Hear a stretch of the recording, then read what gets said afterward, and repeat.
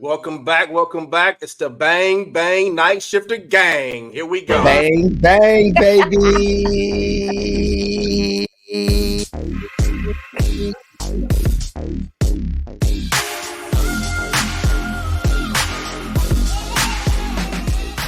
Ready to talk some racing. And we're back. Welcome back. Welcome back. I love how Chris started out with the Bang Bang Night Shifter Gang. Bang, bang, baby. Yeah, so speaking of Bang Bang, something happened this past weekend at Richmond Raceway, which officials are calling a Bang Bang call, essentially, on Denny jumping the restart. So what do you guys think about that? He won the race. He's the control car. He won the race. He controlled car. That's a veteran move. Does everybody know what happened? First of all, Crystal, you're talking like you're talking like our fan base. Watches every single week. They just watch for us. I forget that everybody's not watching with us. So what happened, Crystal? What happened? Tell us what happened. I don't think I'm that good at explaining it, but essentially, when you have the restart, there is a line, and the starting cars are supposed to accelerate once they reach the line, not before it. But Denny, even though he's the control car, accelerated before hitting the line, and he won the race. It wasn't, he wasn't docked any points or anything. He wasn't penalized for it. Essentially, there was no call on it. So I don't know if I explained it well enough for somebody. You did very, very well. You did very, very well. You put me on the spot. If this was basketball, he broke their ankles. If this was football, he truck sticked them. He gave them the R2 button. You know what I mean? Yeah, he did. He gave him the R2 button, RB button. The juke stick. Because my best way to explain it, this race was more than just that one restart. Every restart, somebody won, and usually the lead car was doing some type of move like that. And it's a mind game, to the point where, okay, if I'm leading the race, all race, and I'm in restart after restart after restart, they're going to anticipate what I'm doing.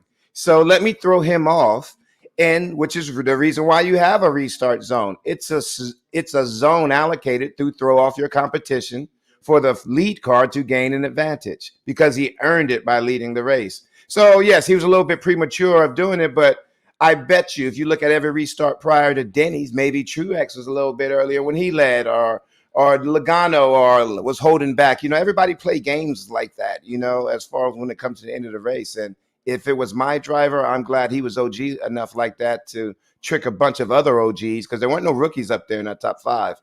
Those are all former race winners. They knew what was up, and he got the best of all of them.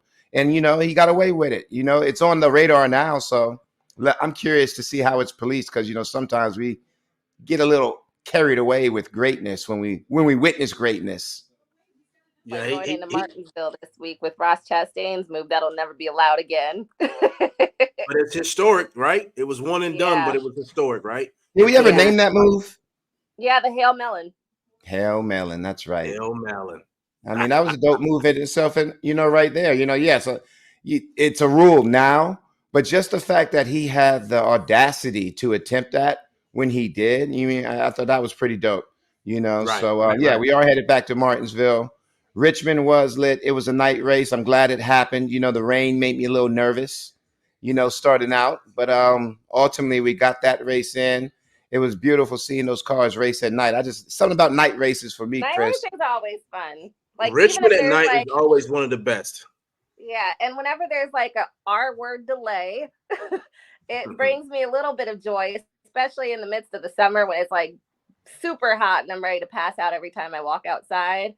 It brings some relief whenever some races end up becoming a night race, like Nashville. I think originally the first one, when it reopened, was night, and then it went back to just the regular old afternoon, and it was just way too hot. But then the rain came in and delayed it twice in a row, I think, actually. Richmond was one of the oldest racetracks we go to. I mean, it's been around almost forever, and now we're going to Martinsville, which is the oldest racetrack we go to. So I mean, that's the only track on the circuit that's been around since 1948. So even it has lasted longer than the Wilkesboros and the Rockinghams, right? Those two were off the map. Now Wilkesboro's back on the map. Martinsville never went away. Right? Nope. So that's one from the beginning. That hot dog never went away either. That little dog food. I kind of the want to hot go dogs are back. still there. I want to go back before we start talking even about Richmond, but just a little bit about COTA, because I know we had an off week there. Happy belated Easter to everybody. But I remember talking about COTA and road courses and the pit crew not really having that much of an influence when it comes to road courses, just because there's so few pit stops and it's not like that last minute money stop that's going to make a difference. But what do you guys think of Christopher Bell having the fastest car, having the fastest lap? And the one thing that kept him behind was he just had a pit stop that was slightly longer than the race winner. And that's on the fuel pressure. That was on the fueler right there, because they had a 3-second longer stop on the fuel transition of the can. You know, if you don't get that first can plugged in efficiently, where the flow is accurate, I mean, it's going to take longer to flow, you know, and then especially when you get the second can. So, I mean, depending how your choreography is set up for your pit stop, for your for your pit stop, depending on how your choreography is set up, that determines if you go under your gas man, if you go around your gas man. But idealistically, you want that can plugged in as soon as that car stops. And when it's a fuel mileage race, you want all the fuel to come from the first can and not the second, because you're losing valuable time, because these tires are being changed in under 9 seconds, 4 tires. So when it is a fuel mileage race, you're going to have to put the emphasis on fuel as opposed to tires there. So, yeah, I mean, I expected that to happen. It sucks for Christopher Bell, but at the same time, you know, it shows you the importance of having everything buttoned up, you know, on top of the box, the engineers, your strategy. It's going to show at this race and in the short tracks. After that was Richmond, and even with Martinsville coming up, the crews that have the best strategy, because there are going to be multiple strategies that play here, are going to be the ones that have the best shot at winning this race. Yeah, absolutely. Oh, sorry, Chris. Go ahead. No. Saying what the strategy Rocko was talking about is it's going to be big. You're going to have guys that are going to fall down early, get behind early because of some minor mistake, and they have to crawl and fight their way back, right? So you might see a guy go a lap down and stay a lap down for half of the race, and then here we are with 20 to go and they're riding fifth, right? Yep. So it's a long race, it's a lot of strategy, and a lot of things can change quick in Martinsville. So it's going to be interesting. All right. Well, good. I just wanted to get the whole road course thing out of the way, because that's been like sitting on my mind for a while. So now we've gone through Richmond. Short track racing now. Now we're going to another short track, Martinsville. Yep. There's already been a lot of friction and drama and people losing their patience, and I'm enjoying it. But you like that drama. You like that drama. And it just seems like the same person is like in the middle of it all the time. What are you referring to? Who do you think I'm referring to? The 50 cents of NASCAR, Denny Hamlin. The man that has no fear about saying anything. So much so they gave him his own show so he could be on his soapbox and talk about everything that bothers him and all of his detrimental actions. They didn't give him his own show. He created his own show. And you know what I mean. He's that dude, man. I like hearing what he got to say. And when you bowl out, you know, you got to perform. You know, here we were at Richmond, and that's considered a hometown track for him. Denny has been a hometown track for Richmond. You go and win that race. And now we go to Martinsville, where he has 5 wins. But mind you, Denny has not won at Martinsville in a long time. You know, I think in the past 9 years or so, whatever the case may be, he's finished top 10 a lot. But that's another hometown track too. And I am such a believer in momentum. And I feel like right now, Denny has that mojo. He has that momentum. Why bet against him? The only way I'm going to bet against Denny at a place like Martinsville, his home track, is the fact that that is HMS land. Hendrick Motorsports. Besides Joe Gibbs, Hendrick Motorsports, there's a lot of history there. I mean, there's a lot of ups and downs involved with Martinsville and Hendrick. You know, his last win at Martinsville for Denny was, I think, 2015. So it's been a while. So Hendrick Motorsports, with everything that's going on with the 40th anniversary that they're celebrating this year, and the fact that, you know, it's just that they're trending. Kyle Larson is the heat there, and they're going to be looking to make a statement. They have, you know, unique paint schemes for all of those cars. I just know how important Hendrick Motorsports takes Martinsville and how it is viewed on their schedule. Even more so this year, would it be in their 40th anniversary?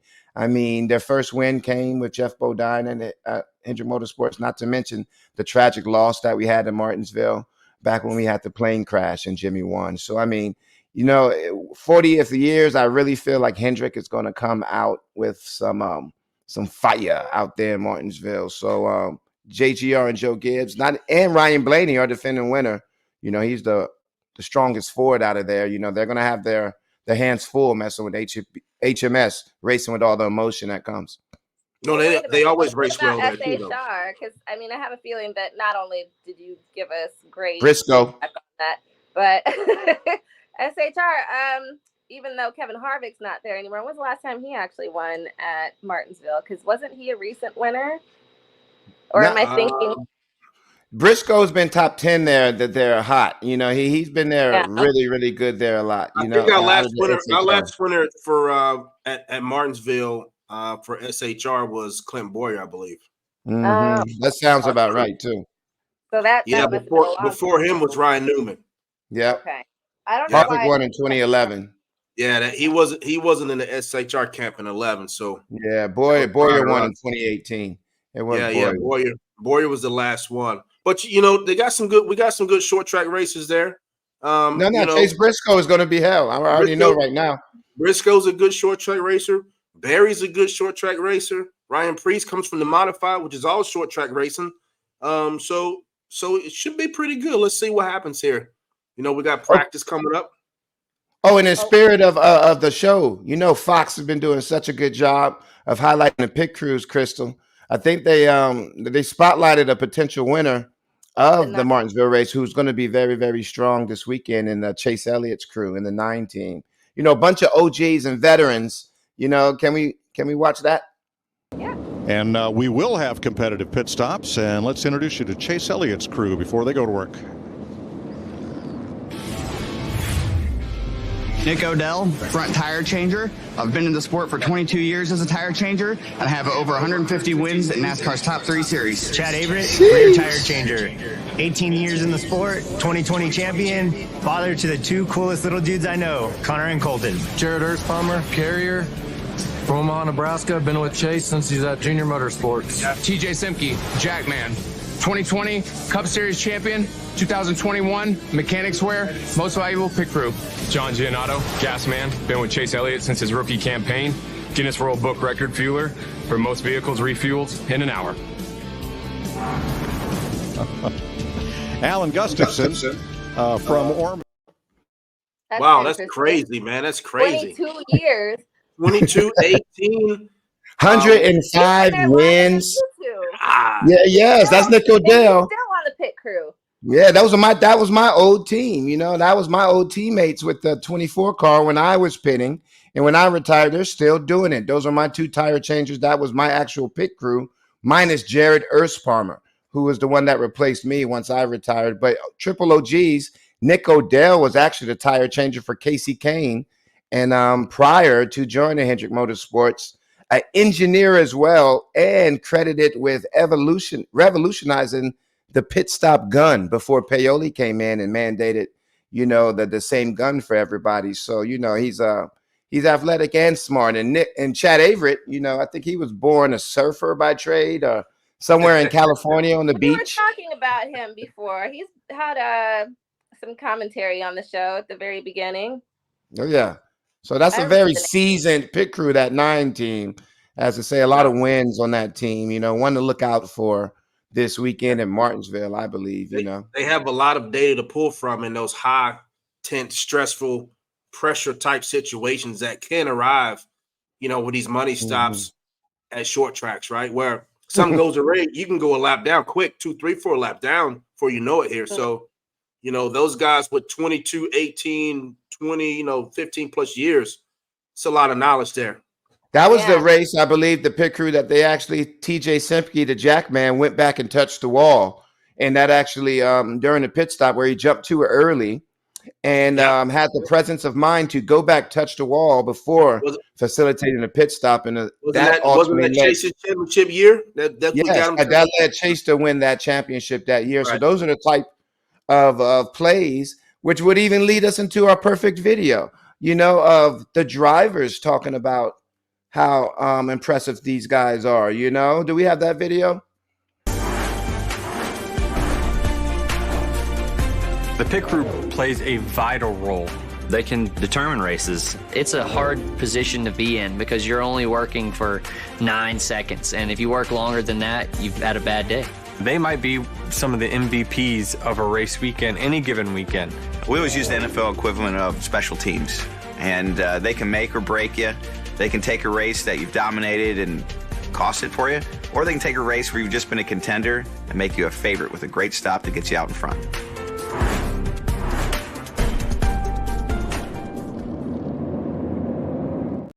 Ooh, I got to sit up on that one. Woo! Yes, I like Keselowski. I'm ready to go. I'm about to dust off my helmet, baby. Wait, before you're ready to talk about this, since we're still on the subject of Richmond, I know we talked about Denny jumping the restart, but even when he went on to Twitter, where he's having the most amazing time messing with Marcus Smith. He's the king troll. We'll get there. But he admitted, he's like, yeah, I jumped the restart, but he actually said that his pit crew is who got him the position and won the race. I don't know if you guys caught that earlier. They came in third, Crystal, and we have the video of that. We actually know why that happened. But anyways, they did their job because we preached that. Chris and I preached that on when you're running in the top 5, it's not about speed then. And this is a crew that actually gets it. I gave Joel Bognan, the Jackman for the 11 car a call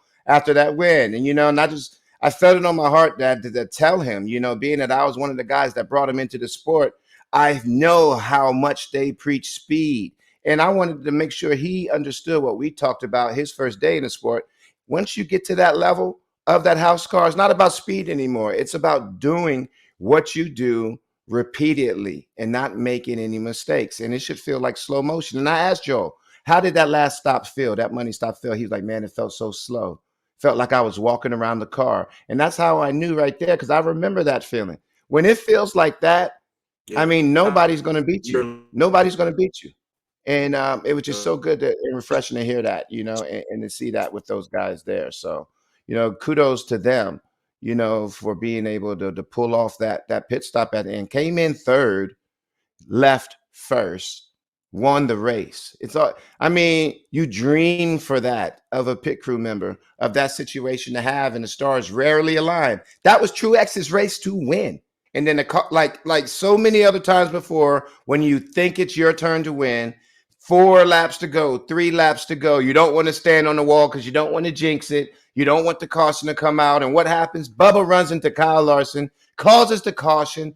The money stop ensues. And that's what gets you paid. The money stop as a pit crew member, if you're able to do what the 11 car is doing on continuance, if you're able to garnish the reputation that the 11 car has now, you're able to make a lot of money for a long time in this sport. So congratulations to them boys, because they're doing it when the time calls for it. I heard that Bubba's Truex's pit crew was really mad at Bubba after that.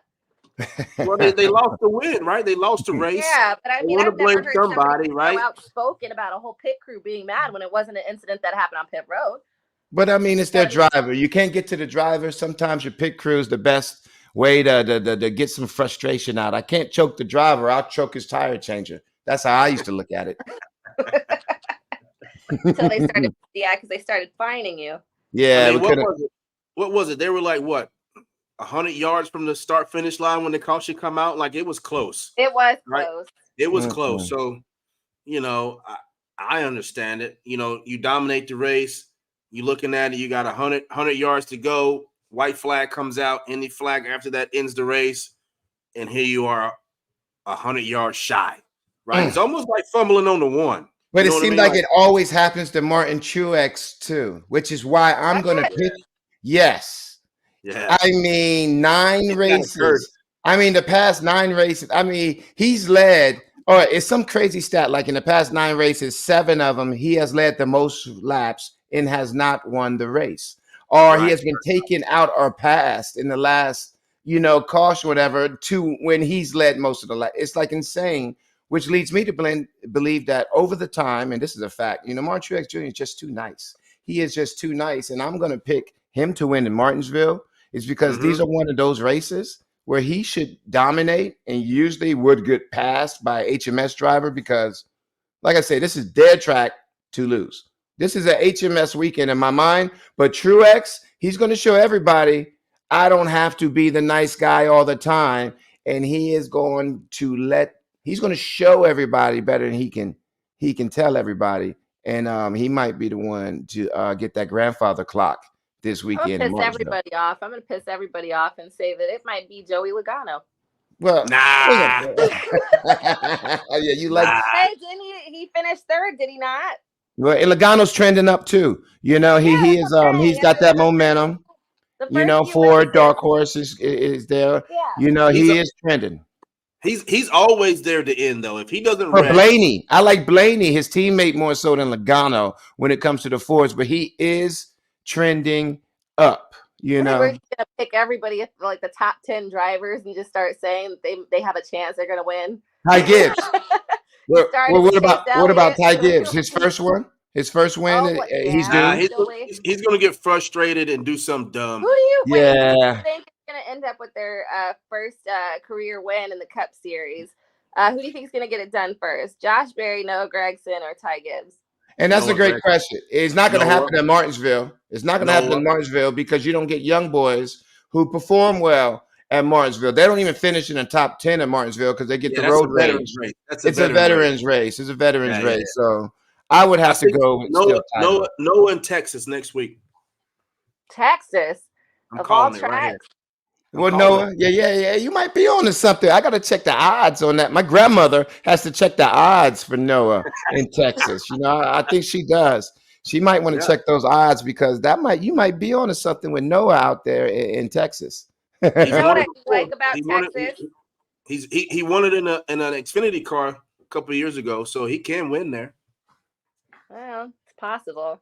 I do like not just Buc-ee's, but I was gonna say for Texas when they have the confetti. Did you know that it's shaped in the state of Texas? I never paid that any attention. No, I didn't either. Victory I was Lane, trying to find the cowboy hat I couldn't get. What'd you say? I said I was trying to find the cowboy hat they didn't give out anymore. I was pissed. Oh, I got one. Shut up. I got one hanging on my TV right up there. So just in case, so when you guys do go to Texas, I do expect beaver nuggets because I didn't get any when you guys went to COTA. I go into Buc-ee's, I don't get out of there in about 45 minutes. It's like a black hole for me. It just grabs me. That's okay. Just add my beaver nuggets to the list and we're good. So speaking of food, and this may be a little off topic, but we're talking about Martinsville coming up. The most popular thing to come out of there is the Martinsville hot dog. The little pink dog penises. Pink dog all the way. The little pink dog penises all day in a bun. The little skinny red rockets. With chili sauce, right? Yeah. Ketchup, mustard, and what else? Mustard. Yep. No ketchup. It's just mustard, I believe. But I eat them. I eat them just to eat them. But I prefer the good old Costco dog. Over a Martinsville dog? Have you not seen the Costco dog? The glizzy? That is the glizzy of all glizzies. The Martinsville dog is a glizz. The Costco dog is a glizzy. I've yet to try the Martinsville hot dog, and I'm just curious to see what all the fuss is. I've heard mixed reviews. You ain't missing nothing. That's okay. Listen, it's just part of the track. It's probably been there since 1948. The same dog, the same manufacturer. Yeah, right? They do it the same way every time. It's consistent. That dog is real consistent. Huh? $2, right? They got that dog in me. I can see it, Rocko. I can see you wearing that. I can see Rocko wearing that. All right, that's gonna be my shirt for the weekend. And when I do my hits, thanks, Adam, for the inspiration. I got to go buy that shirt as soon as I get to Martinsville. I think every first timer to Martinsville needs to have the Martinsville hot dog. You got to do it at least once. As soon as you get in, just do it. Trip out there just for the hot dog, unless I try to make a copycat at home. But it ain't special. And let me give you a little tip too. If the line is too long at the one in the infield, just go to the other one. Get on your golf cart. They got them in the grandstand. I didn't even know they had it in the fan zone. He acts like right outside the tunnel. Golf cart. Not all of us get golf carts, Rocko. Oh, yeah, okay. My bad. I guess you're right there. Your Range Rover and go on over there. That's right. My bad. I got Chuck Taylors that'll take me. Do it how you do it. Get it how you get it. Anyways, I believe we had a video. I wanted to make sure that we got the pit analysis done from Richmond. And then after that, we'll go ahead and look forward to Martinsville and what we can expect for pit stops and what I guess is the most important. But let's go back to Richmond. I believe you brought in a video. Yes. Let's have a look at pit crew rankings this year. Average 4-tire stop time, dominated by the top teams, and note Chase Briscoe's team up there in third spot amongst all of the Penske, Hendrick, and Gibbs teams. Well, we make a big deal out of this because it is a big deal. You got to have good pit stops. You got to do everything right on pit road if you're going to win these races. All right. Woo! Bowman's on there. And you saw the Chase Briscoe boys, and they are low key one of the most consistent pit crews. You notice you didn't see the 11 crew on there, right? Right? You notice you didn't see Denny's crew on there, right? It said fastest 4-tire average. So it's not about the fastest stop every time when you get it. It's who is busting it off consistently, time and time again. That was the average before Richmond, obviously, but at the same time, when you do pit stops during a race, sometimes you're doing adjustments. Sometimes you just can't do a 9-second pit stop every single time. And that is a part of the strategy as well. We can't put a wrench in the jackman's hand or the tire carrier's hand. We might just have to make an air pressure adjustment. So, those are the type of games that you have to play. And, there's a lot of emphasis put on the speed, but consistency is really, really good. Big there. And the money stop on how Denny won, we even have a video of that. We can show you, Chris and I can show you exactly where it went awry on that Martin Truex pit stop. And that is what ultimately led Denny to gain the advantage. If we can show you on the pit stop, the money stop with Martin Truex Jr. when they all came down. Jamie? What a turn of events here. Martin Truex Jr. on the radio right away. You got to be kidding me. Right side, everything is fine on the right side, but the jackman, as he approaches to the left, he jacks the car up. Boom, jacks up. Wait, he's got to wait. He's got to wait before he goes in. What was that pause? You want to know what that pause? It was so fast you couldn't really see it. Can we see that again, actually, because it really was too fast for me to follow along? We need a teleprompter. If we had a teleprompter, we'd show it down, zoom it in, get you all right, but show it again. Like what? Jamie? What a turn of events here. Martin Truex Jr. It's not the right side. It's when he runs around to the left side. They said, come on, bring it to us. Same with Joey Logano. Put 4 tires on here. Pit crews must step up and perform and make it happen. He had to wait. So that time right there was the difference between the 19 and 11. That was the difference. And you know what it was? Do you know what it was? I called Marquil. I thought maybe the car wasn't high enough. I was like, maybe the car wasn't high enough and he could not pull the tire off. And the jackman had to hesitate before he put the tire on. But that was not the case. What he told me was there's a mechanism, a clasp that the lug nut goes over on the gun. He noticed the first pit stop, after the first pit stop, that little, what was it called, Chris? That clasp that I'm talking about? Yeah, it's like a little that it slides over. Right. The nut. Exactly. You said it early, Chris, and now you can't even think of it. But he noticed that it was wearing out on the first pit stop. Second pit stop, it got worse. Third pit stop, it kept getting worse to the fact when the money stop happened, it was so bad that it caused it to jam, and he had to essentially hit it before he can even proceed with his next movement. And that 0.3 to half of a second hesitation, which held up the jackman, ultimately led to them getting past on pit road. They came in first, they left out third. Yeah, and that thing, I remember, Rocko, that little piece. I can't think of what it is. Yeah, that mechanism it's got a spring under it, right? So it pops it into place, right? And with the pressure, it pushes it down to allow it to release the lug nut and on each stop. So that spring gets tired. And unfortunately, that's a parts failure that cost them at the end. You know, a $3 part cost them the race. It was a parts failure, but I do have to acknowledge the fact that it was recognized prior. Early. So we don't call it a failure. Look, we have to remember this shit is going to happen. I mean, excuse my language. This is going to happen. They're not going to be perfect. And that's what you have to understand. When you're running up front and you're in position to win, something is going to happen that you can't plan for, that you can't foresee. But when it happens, how you handle that situation during that time is going to dictate the outcome. Not only just in this race, but moving forward in the season. So long story short, Truex, they found something that happened to them in a race that prevented them from winning the race. They lost spots. I bet you it won't happen again working with teams like this. They'll be on top of that. And it was even talked about when you foresee that happen in the beginning of the race, going to the backup gun. Why wasn't the gun switched when you saw that happen?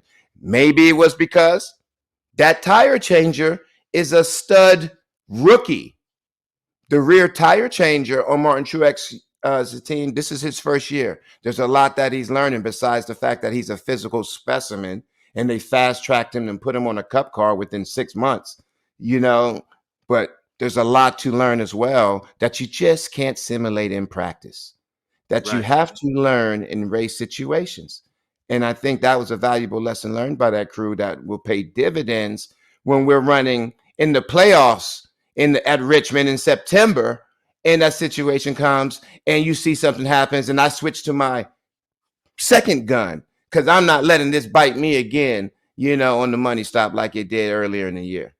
Great learning lesson there. So you were talking about the rookie pit crew member, but I've noticed lately, and I'm sure like Denny addressed this, talking about Bubba's pit crew and how they're, I guess, not performing to the likes of the fans, because it's like week in and week out, despite what he said and talking about how he acquired the pit crews and how they have to develop, people are still upset about it. So I don't know if you guys noticed that or if you have anything like takes on it. I'd love to hear it. They're screwed. It's their new easy. team. Go ahead, Chris. And that's easy. Not just on Bubba's team either. It's also on Reddick's, right? As far as having new personnel, yeah. But you can't breed these guys overnight. Right. Mm-hmm. It's not going to happen instantaneously, right? Yeah, they're under a microscope. Everybody sees the failures more than they see the good stops, right? Because the failures are highlighted, right? So, you know, they're going to have the learning curves, right? This is. And are we forgetting 2311 is a new race team? Are we forgetting 2311? This is their fourth year, maybe their fifth year. They're under 5 years in. So just because they have very talented drivers, the best facilities, beautiful race cars, and the resources, doesn't mean they can produce elite crew members out of thin air. They have to be. You also got to remember that with this new building and facility they have built, which is brand new this season, their pit department is not finished yet. It's not even in existence. They just hired their strength coach. So that stuff is building now. It's not. Right. It's the lack of patience here is what we're going through here. And when you're fast tracking as a team where performance is expected at such a rapid pace, sometimes you're going to have departments that there will be a lull in performance. And that is the pit crew department, but they're doing stuff about it. At the same time, you know, these guys need to go through this. Everybody forget the year Jimmy Johnson, Mr. 7-time, went 4 years in a row, back-to-back championships with terrible pit stops and rookie pit crews. You know, he trumped that with just performance and overcoming that. And yes, they didn't have the best pit stops over time, but he kept that crew together. Guess what? That same crew became phenomenal over time off of those experiences that they go through. The worst mistake that a 2311 could do is scrap all the guys that were there from the beginning that got them to where they are in their year 4 to put them in position in search of trying to find that instant fix as opposed to being patient, leaning on the ones that got them there and relying on good coaching, good life lessons, good teachings to build on a fundamental and a foundation where it's not going to last like this for a long time. This is a new team, and they just have to weather this storm, stay vigilant, keep their eyes aware with their competition and how they're advancing. That front tire changer job, Chris, where all the speed is found, that the secret sauce for the pit crews. They're trying, perfect example of them not being left behind and trying. They adapted to this cheat code of the front changer, dropping the jack. And it bit him in the butt at the race of Richmond. Yeah, he dropped it way early. But he didn't drop it early. He did what he was supposed to do, Chris. He dropped it when he was supposed to. But guess what happened? The right rear tire was not on, right? It was a poor index. We can show you better than we can tell you. We can show you better. Right? Yeah. Let's show you better than we can tell you. Let's show him.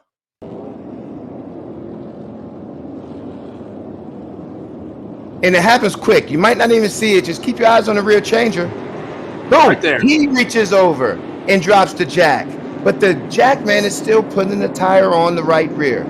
So they have to go back and secure that. The jack man is supposed to be the one, after he secures the right rear tire, he goes back and releases the jack. But they have found that if you cut out that transition of him going back and just have the front tire changer, who's already up there, reach over and drop the jack, you'll save a half a second.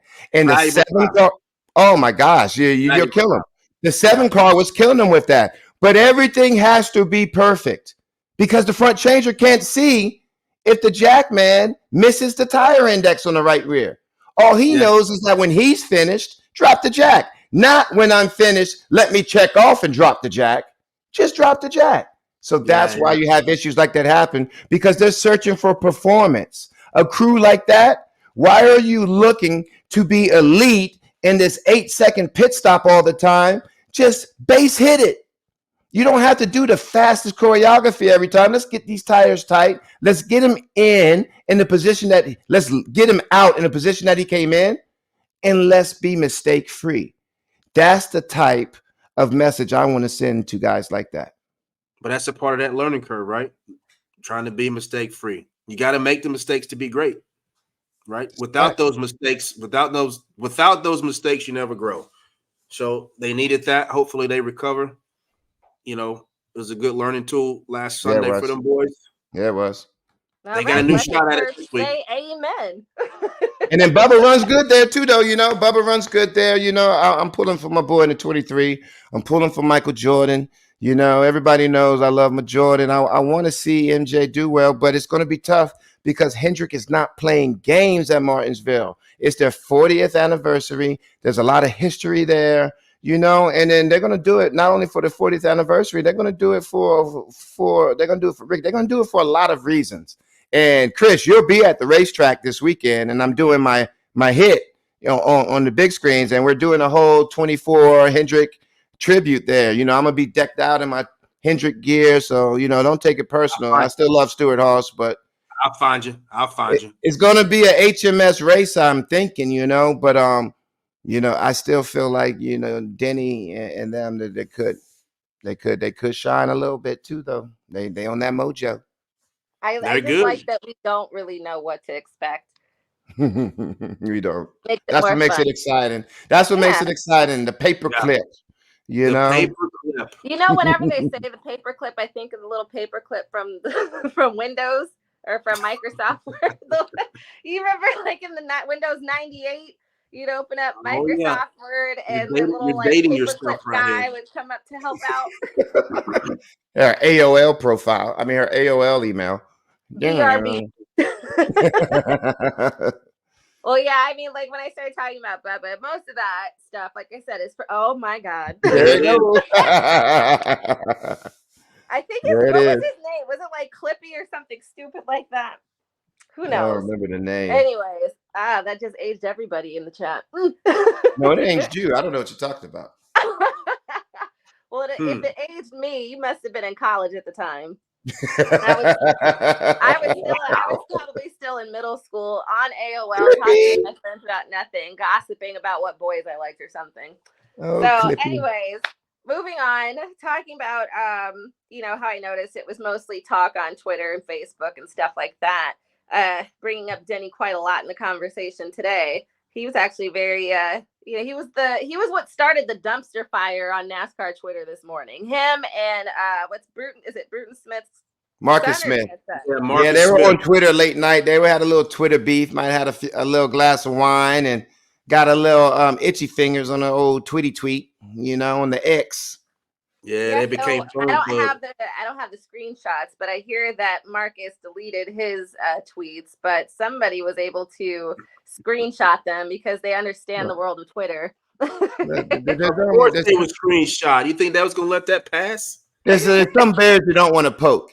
And, Denny has proven. He went as low to say something about Denny not winning championship. But they got personal. I think they both got personal. And sometimes you get stuck in the woods. You get lulled into the woods of social media, It was entertaining to watch. But, at the same time, I know those guys know each other, on a level that is deeper than that. So, they got a little personal. It was cool to see because at the end of the day, this is entertainment. And I feel like that alone is going to motivate Denny even a little bit more this weekend. So it makes me want to watch a little bit more. I think it's going to come up some more too this weekend. It's not going to die. And they were talking about the repave at Sonoma. I don't know. We're 2 months away from being in Sonoma. Something like that.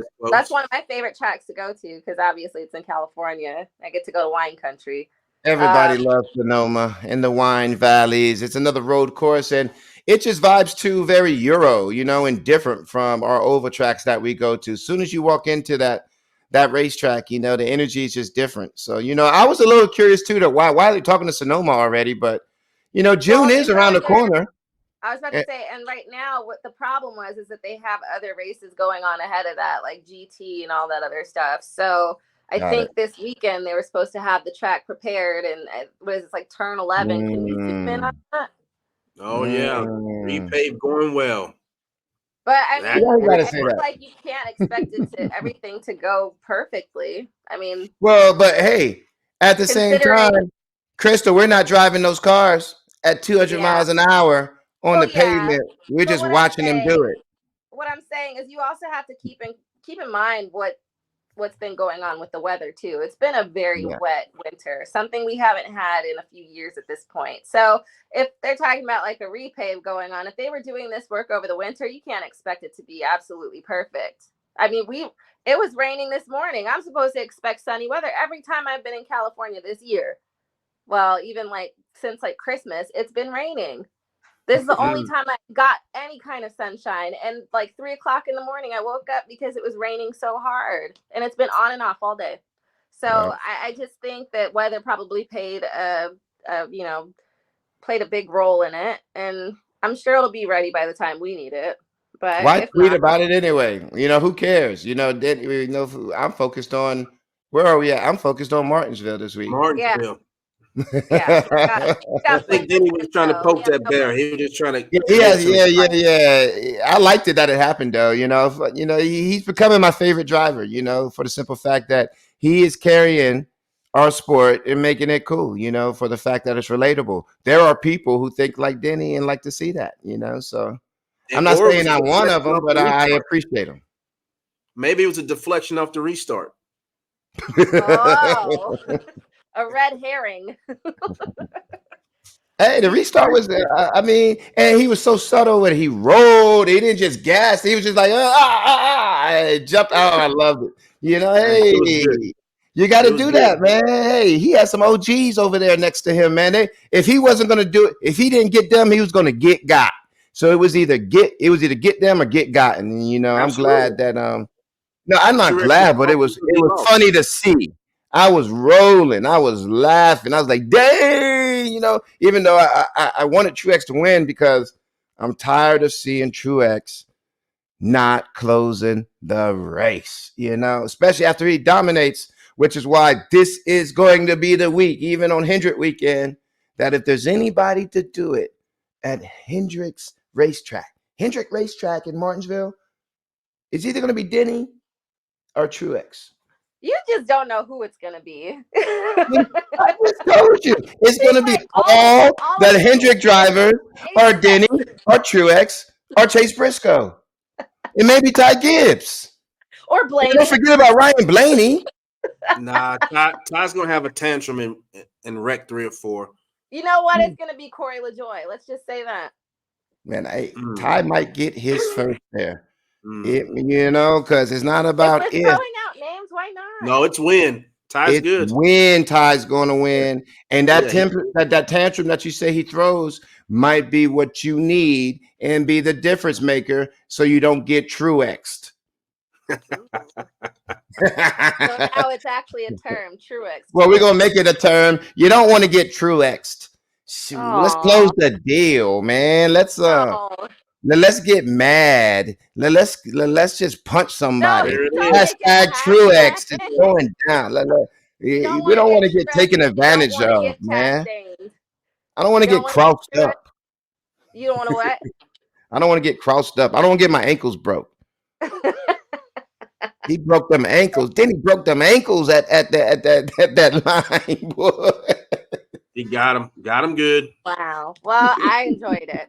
So I look forward to another race weekend. I have to watch all my races on Monday just because March Madness is still a thing for us. So I haven't looked at the schedule for this week, but I know that I have triple header. It's a triple header. Truck race is going on tonight. Xfinity race is tomorrow night, and then the cup race is 3 o'clock. 3 o'clock. I'm driving up and back and forth. It looks like, what town are you in, Chris? Right now, I'm in the borough. Where you at, Crystal? Well, right now I'm in Pasadena, California. I'm flying back to Vegas tonight because I got to start working tomorrow and go through the weekend. But like I said, I end up watching I can't watch the very end of most races at this, during this month, just because of my other job. So I have to catch it later and stay off of social media till I can watch it. But chances are I'm not going to be off social media. Well, I told you who was going to win already. I told you my picks. Yeah, Briscoe. That's a lot. Like a third of the field. It's just the Hendrick drivers. Denny Hamlin, possibly Martin Truex. Hey, Ty Gibbs. Denny Hamlin. No, Denny. I'm not clowning Denny like that. I might see Denny in these streets, and I don't want no smoke with Denny, man. He ain't gonna throw me. You can't have no smoke, bro. I see Denny. I see him every week. Twitter or X. Just stay off of Twitter or X. I don't even. Yep. I don't. I'm not on Twitter on the X like that. I just read on the X. I don't post. Yeah, read only. Read only. Yeah, we read only. By the way, since I brought up March Madness, I just thought it was interesting that NC State made it to the Final Four. We were all dogging on them. My school didn't. Everybody expected my school to win. Man, every dog has his day, Hey, but we got to pull for State now, Chris. That's the North Carolina school. Got to support them. Put your red back on. I don't know about that, Rock. Well, I don't even got no red. I don't think I have red anywhere in here. Well, the best of luck to them. I'm just gonna say it. I think it might be UConn. They're tough. Yeah. You know who I think is gonna win? Huh? Those Hendrick drivers. Oh my Martin Truex Jr., Denny Hamlin. Ty Gibbs did it first. Hey, don't forget Ryan Blaney. He won last year.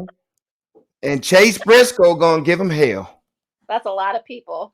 Well, we're running out of time. I do have to once I close this laptop, I'm getting in the car and we're going to LAX.